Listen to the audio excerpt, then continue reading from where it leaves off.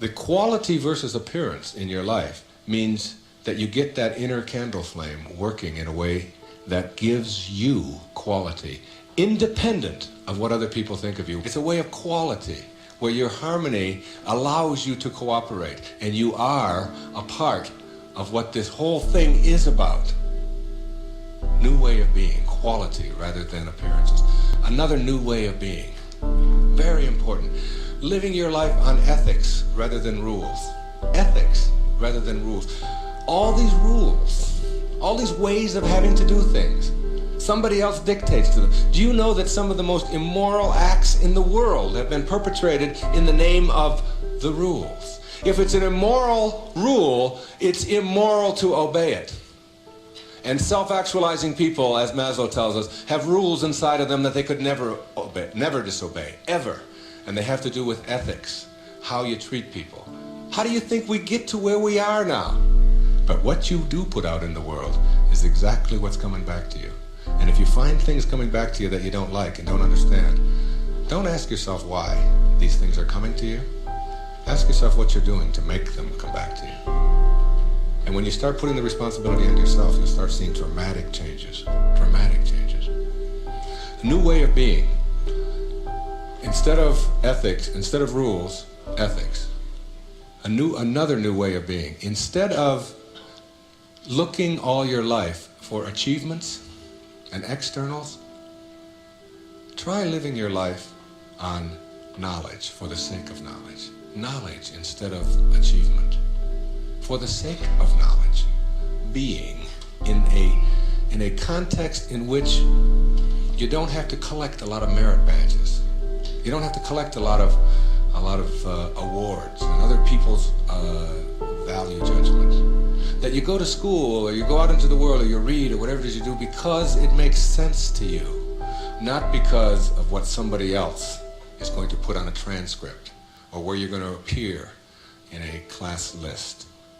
We need to help our children to understand and value the importance of knowledge for the sake of knowledge and doing things that make sense rather than taking the easy way. Knowledge rather than always trying to achieve. We're in an achievement-oriented society, which tells us that we evaluate and judge a human being based upon how many achievements he has. But most of the people who get caught up in that trap and are always in this circle of trying to get ahead, trying to always get ahead, their reward for that almost always is higher blood pressure, ulcers, early deaths, and even things like cancer we're beginning to find out are related to the kinds of stresses that we have. And remember, it's a perfect universe. There's no stress in it. There's only people thinking stressful thoughts. And when you put that pressure on yourself to always achieve and get ahead of the other guy, you miss what it's really all about. There's nothing wrong with goals. It's falling in love with them that's the problem. It's not being able to be flexible and be alter them. If you have a goal to get here, to get $100,000 in the bank, to get to this promotion, to get 2 cars in your garage, whatever it is that your goal is, and you're on your way to that, and you're always working at the goal, all of this stuff on your way to the goal is called striving. And that's what you learn, striving. Striving is a very low-level place to be. When you get to your goal, because all you've ever known is striving, you will just always suffer from this disease called more. You will just upgrade your goal to $200,000, 4 cars and 2 houses and another wife and a younger one and all of these kinds of things. If you have a goal and you understand that every step along the way is a present moment to enjoy and to live, then the goal won't become any obsession. That you don't have to get it all planned out and follow a certain pattern and do it a certain way. If you just sort of trust your inner instincts and go with that and live each moment, the goal stuff will all take care of itself. But if you're sacrificing and pushing your life aside and suffering on your way to trying to get someplace, you'll never get there. It will always elude you, because once you get there, you'll just have to upgrade it. And that's because that's all you'll know.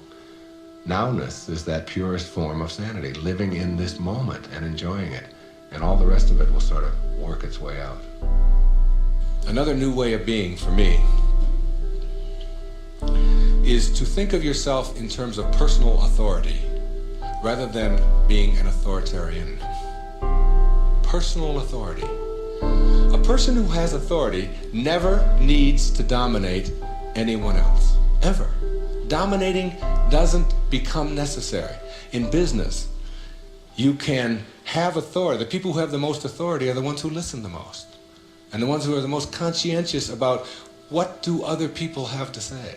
A person in a relationship who has to dominate somebody else and has to make the other person submissive shows that they don't have authority, because they're getting their power not from within for themselves, but on the basis of who they can control. And that never lasts. That never lasts. The only thing that lasts is having inner power, if you will.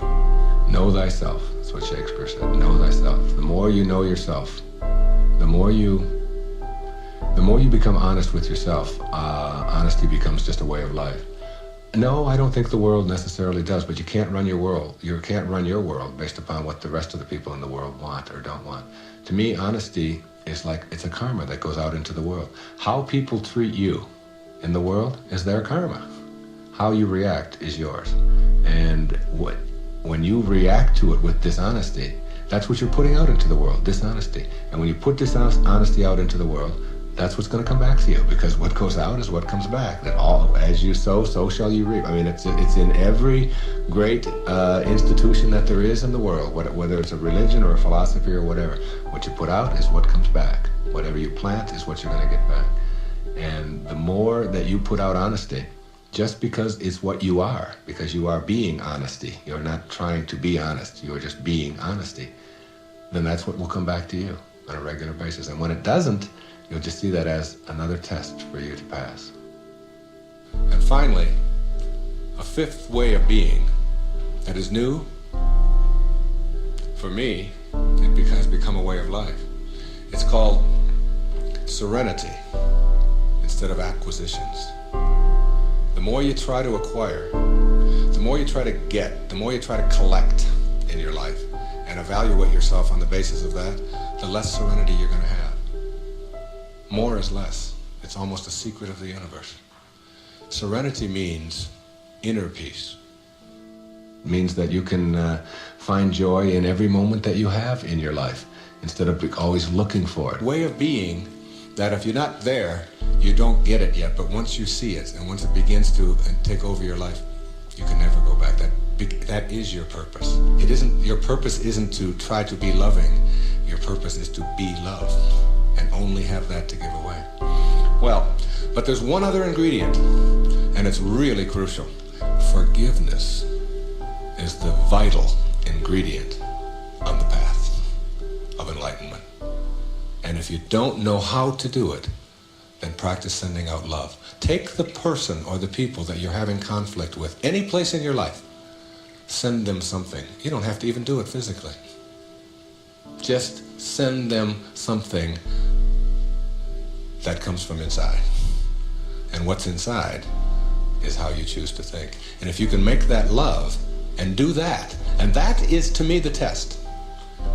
Not whether you can love someone when they smell good, when they do everything that you're supposed to, but whether you can love someone who has sent you hate or anguish in your life and send it back. You don't have to forget. You don't have to go back, but you got to get it out of you because it is blocking you and holding you back.